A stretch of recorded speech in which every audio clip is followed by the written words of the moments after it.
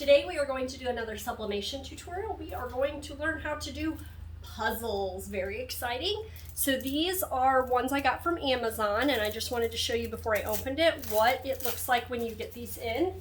It came in a package of, I believe, 20 or 50, I can't remember right now. I'll have to look and I'll link that product down below for you. But each one came in the package in its own little bag, and it has a little flat piece on the back to keep it nice and steady, which is great. And then if you look, these are actually have a little bit of glitter in the background. So just make sure when you're ordering your puzzles that if you're making one that's for a guy who maybe doesn't want any kind of glitter, because that glitter does kind of show through when you do this. We'll show you at the end what it looks like. You might want to consider looking and making sure that you're getting one that maybe doesn't have the glitter on it. So I'm going to go ahead and slide my puzzle over. I already have my print ready to go. Boop, boop, boop. This is my beautiful little print, and it is going to go on my design. It is a little extra, which I'll show you. It's going to be a little bit extra around the edges because I like to make sure the full thing gets covered.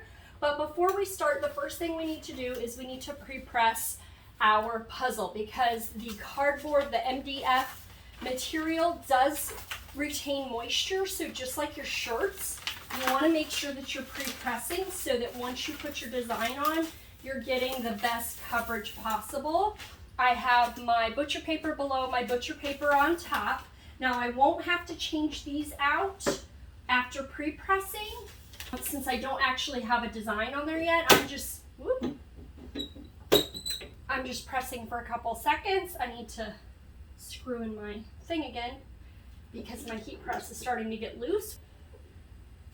Okay, so now that I'm pre-pressed, I'm ready to put my design on, and I'm going to reuse this piece because, again, it has no inks on it yet.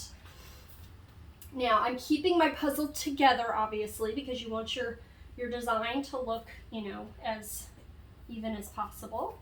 Oh, and it's nice and warm. I honestly find the easiest way to put these designs on is backwards. There's upside down. So I'm actually going to lift this back up and put it on the other way, and then we'll flip it. To me, that's just the easiest way to do it. Might not be the right way to do it, but I like being able to visualize. Wow, I got that a little extra for sure, but I just want to make sure the words are visual, or the words aren't being seen outside of the lines. So I want to make sure I have a little extra around each side, and my words are definitely not visible here. So that means that I don't have those being cut off, because that's the biggest thing. I want to make sure my words are there. Now what we can do is we can actually tape this, and I will say I just bought a tape dispenser, thank you Prime Day, for my tape here, but it's still in the office. I mean, it's still in the house, so I don't know why I didn't bring that out just yet, but we're going to put a little bit of heat tape, which is going to also help me flip it. So we're just going to tape this to the top and the bottom. And I'm actually not sure on these puzzles. I've not tried to put the tape on. I kind of just let it go. Hopefully it doesn't rip that back because, it's the puzzle. So you kind of need that back. But we're going to tape it down because I do not want my design to move. This is an order for a friend. I'm going to use this piece to help me flip it back over. And that can actually just stay under there.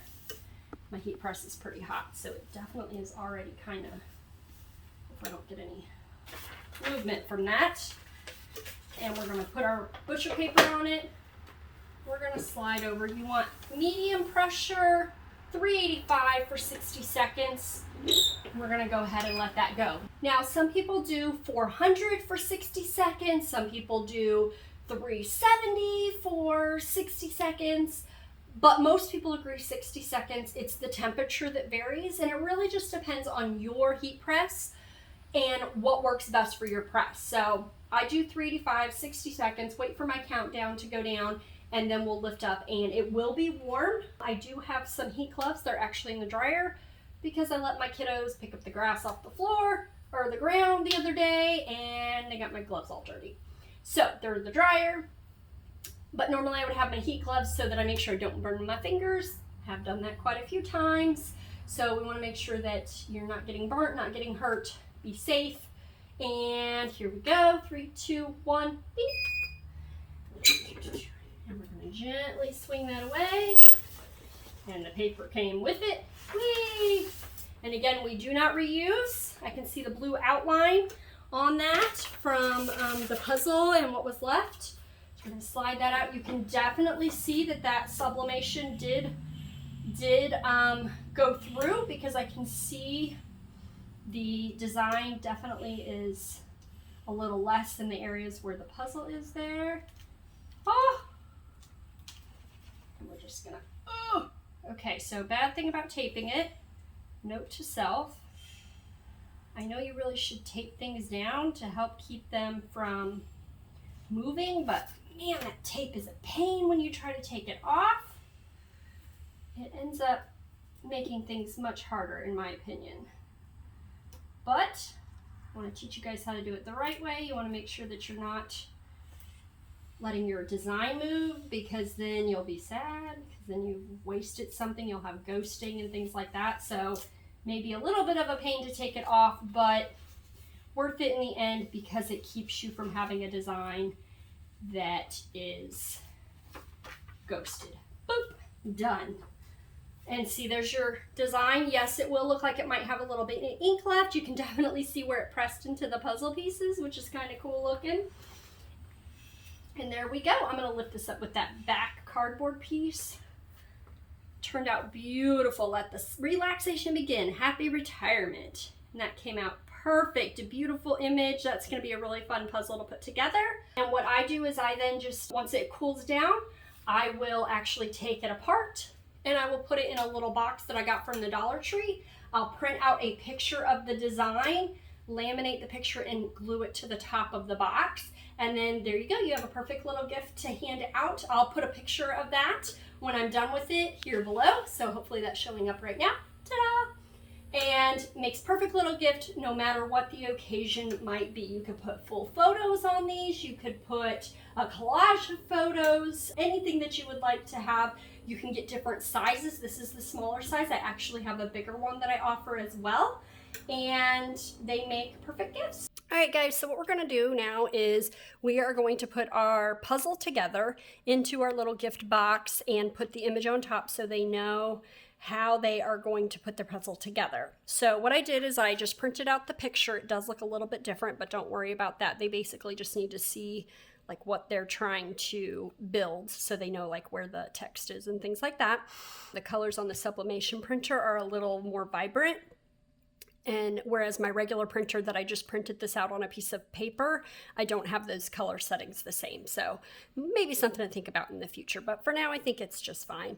So what we're going to do is I laminated my little printer sheet so it fits perfectly on the top of these boxes that I got in a 3-pack from the Dollar Tree. And these are great because they come in a box of 3, so there's 2 other sizes, and I have other size puzzles that I use, so I can use the larger boxes for the larger puzzles and the smaller box for this smaller piece puzzle, which I think this is the 80-piece puzzle. I also have a 120-piece puzzle and possibly another size coming eventually. Okay, so what we're going to do first is I'm just going to tape this to the top. We'll glue it to the top with glue dots. I love glue dots. They come from my time of working with paper crafts, and luckily I still had quite a bit of these in my craft supply area. So I'm just going to take this and get 1 in each corner. Just kind of hold that down. I think you can actually get glue dots at the Dollar Tree too, or just about anywhere. I like this roll. It seems to last forever. And I'm just going to put 1 in each corner just to help hold that down. I might even put 1 in the middle. I don't know. Sometimes I like to over glue. Oop, that one didn't want to come up. And last one.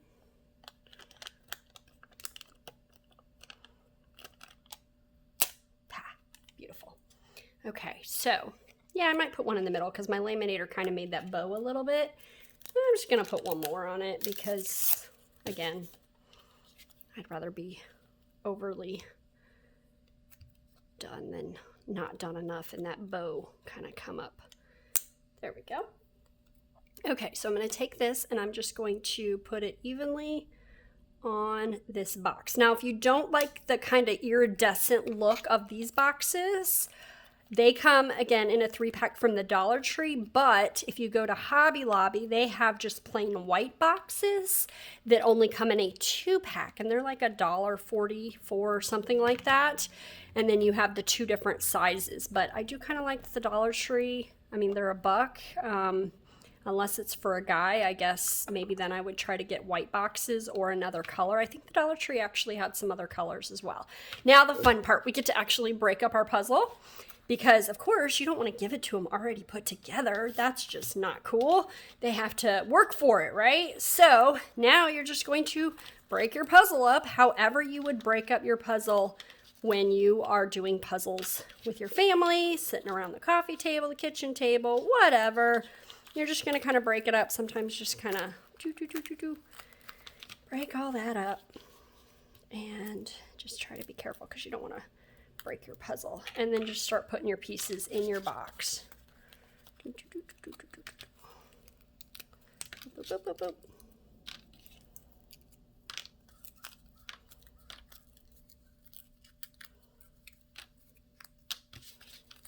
Breaking up puzzles is harder than you think it is. I haven't actually tried to put one of my puzzles that I've made together yet because they've been gifts or they've been orders from clients, but how fun. These make really good retirement gifts, that's for sure. That's both of the ones I've done so far in these smaller puzzles have been for retirement gifts.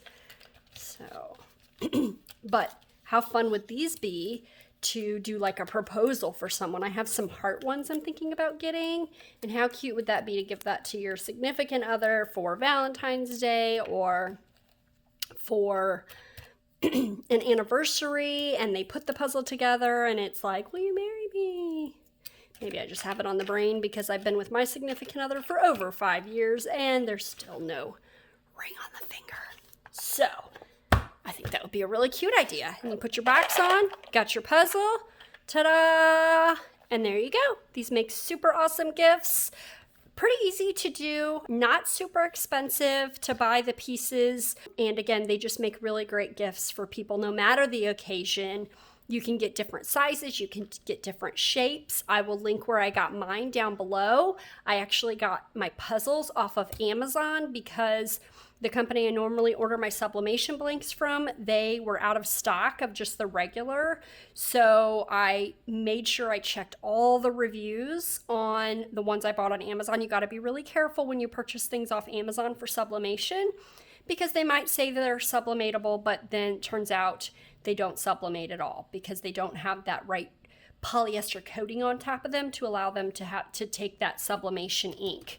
So you just want to be really careful. Always make sure you read any of those reviews, but I will link these down below as well as my larger size puzzles that I have ordered and I've sublimated and they've worked really well.